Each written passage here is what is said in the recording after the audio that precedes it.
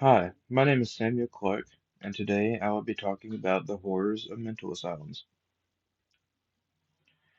Before we dive into the horrors of mental asylums, we have to make sure we know what they are first. A mental asylum, also known as an insane asylum, is a mental institution that houses the mentally ill and attempts to treat them, sometimes using unconventional or dangerous means. Asylums in the late 1800s and the early 1900s had horrible conditions for staff and patients, but especially for patients. The mentally ill were subjected to many different forms of therapy that would be considered torture, or considered surprisingly close to many known torture methods. These practices included, but are not limited to, hydrotherapy, where patients are dipped into vats of cold water to shock nerves, electroshock therapy, forced drugging, bloodletting, and purging. Another practice used in asylums was the lobotomy. The lobotomy was a type of surgery where a needle was stuck into the brain to fix the person's mental issues, or at least in theory. As a result of poor hygiene, doctors more than likely used unsanitary ice picks to perform lobotomies, meaning that even if the lobotomy did work, the patient still had a low chance of survival. As the result of a failed lobotomy, a person could also become brain dead. This means that though the person is biologically alive, they can't respond to stimuli, move, speak, or live independently. Another fun fact is that JFK's sister, Jacqueline Kennedy, was lobotomized for frequent mood swings.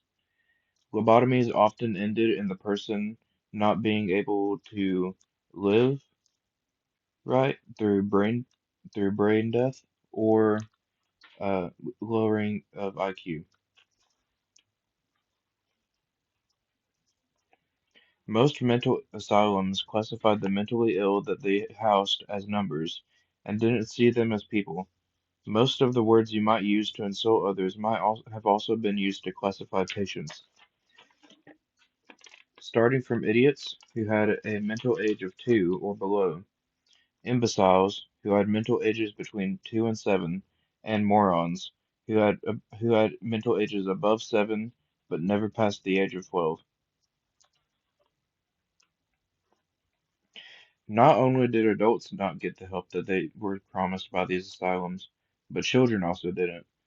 Many children of all different ages were patients in these insane asylums, and they were treated as adults as well, having to face the same torture as adults did through the treatments. If a pregnant woman gave birth in an asylum, the baby was given away by the asylum to anyone who wanted it. This, at the time, was one of the worst places for a child to be. Patients that lived in the insane asylums were treated like cattle.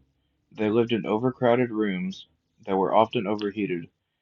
For daily showers, patients were gathered into one big room and sprayed with a fire hose. This, in turn, caused infections in patients, mold growth, and water damage. It was even worse for the less ill patients, however. They were mixed in with the more severely ill patients.